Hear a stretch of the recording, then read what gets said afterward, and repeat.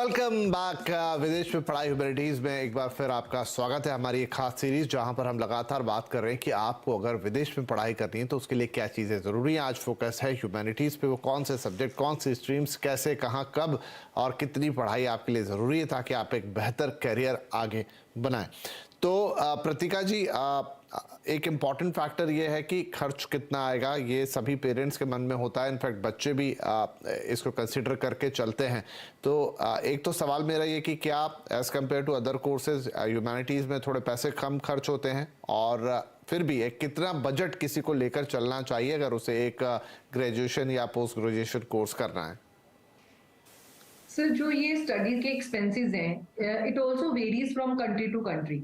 अगर आपका destination UK है, सो आपका मिनिमम बजट जो आपको प्लान करके चलना चाहिए 20 से 25 लाख्स, क्योंकि वहां पे एवरेज यूनिवर्सिटी की जो कॉस्ट आती है 15 से 18 लाख्स आती है। एंड देन आपके अदर एक्सपेंसेस भी हो जाते हैं, क्योंकि उसमें एप्लीकेशन का बहुत ज्यादा एक्सपेंसेस यूके में इन्वॉल्व नहीं होते।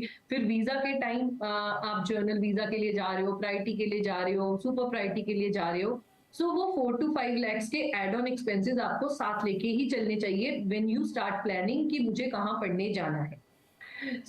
अगर हम यूएस को टारगेट करें तो एनी डे 30 प्लस का बजट आपको प्लान करना चाहिए। जो ये फीस स्ट्रक्चर है, ये रीजन टू रीजन भी वेरी करती है। फॉर एग्जांपल, आप यूके में, लंदन में पढ़ रहे हो या आप कंट्री साइड के कॉलेज में जा रहे हो, उसमें भी आपका 2-3-4 लाख का डिफरेंस आ जाता है university to university for the same course in the same country.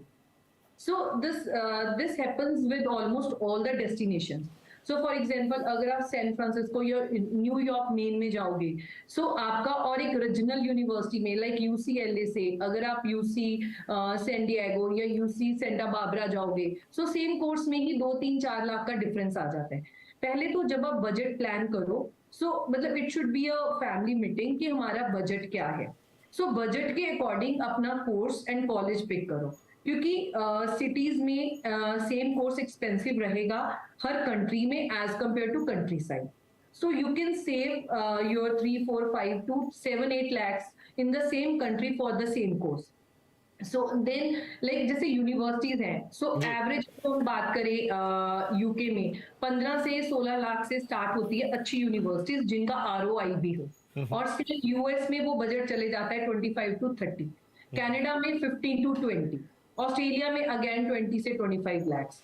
अगर हम बात करें यूरोप में तो 10 से आप ये लगा लो 9-10 से स्टार्ट होके 14-15 तक। हम अपने बजट में अपनी चॉइस की university we can easily find out if we do the pre homework I would say. जी, तो एक स्ट्रेटेजिकल एंड सिस्टमेटिक प्लानिंग से you can get into the dream college in the dream destination. लेकिन आपने कहा कि budget बना ले 20 से 25 लाख, कुछ जगह 9, 10, 12 लाख रुपए भी, लेकिन हाँ आपको लेकर चलना है। फिर कंट्री साइड पे कर रहे हैं तो कैसे आप थोड़ा बहुत बचत भी कर सकते हैं अपने ओवरऑल बजट की, तो ये बड़ा इंपॉर्टेंट रहेगा क्योंकि फॉरेन पढ़ने जा रहे हैं तो पैसों का इंतजाम बहुत ज़रूरी रहता है यहाँ पे।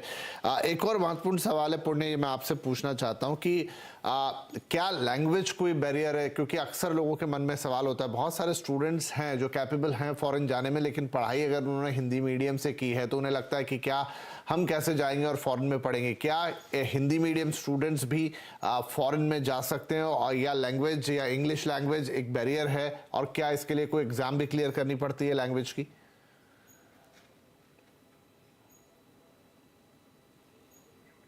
पुण्य, आप म्यूट पर हैं।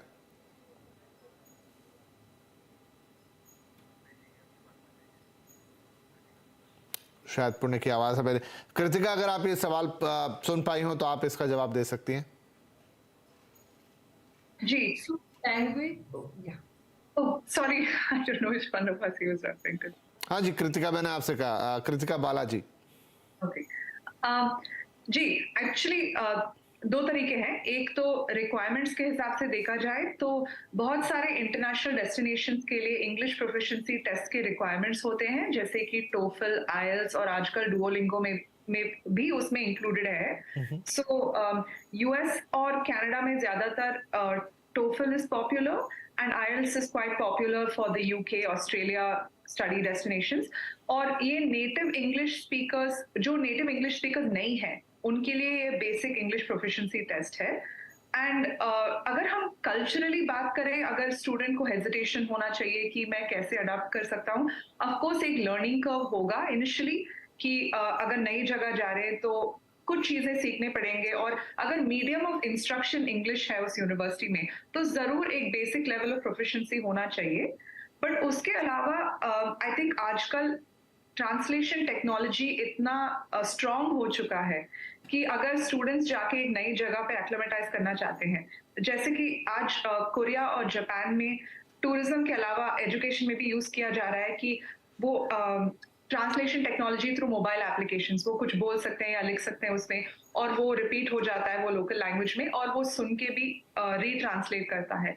तो technology is supporting the process, और लोगों को ये बेहतर अपॉर्चुनिटी दे रहा है कि वो ज्यादातर जाके एक्सप्लोर करें, अपने होराइजन्स को लिमिट करके ना रखें। But it is important, or it will be helpful to definitely have a basic level of English proficiency in most international destinations. At least that is my.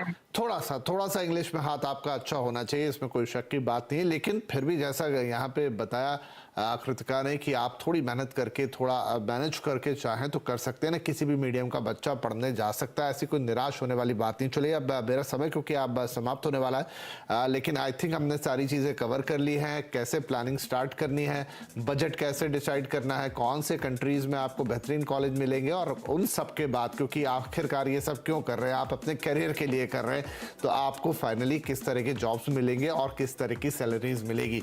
आप कंक्लूजन में यही कह सकते हैं कि एक वक्त में था कि आर्ट्स सबसे नीचे आते थे या ह्यूमैनिटीज सबसे नीचे आती थी, लेकिन अब लिबरल आर्ट्स का ज़माना है जिसकी अच्छी खासी डिमांड है, तो ये भी आपके लिए एक बेहतरीन करियर ऑप्शन हो सकता है अगर आप विदेश में पढ़ाई करने का मन बना रहे हैं। बहुत शुक्रिया आप तीनों ही मेहमानों का, आपने वक्त निकाला और काफ़ी यूजफुल बातें हमारे दर्शकों को बताई। नमस्कार।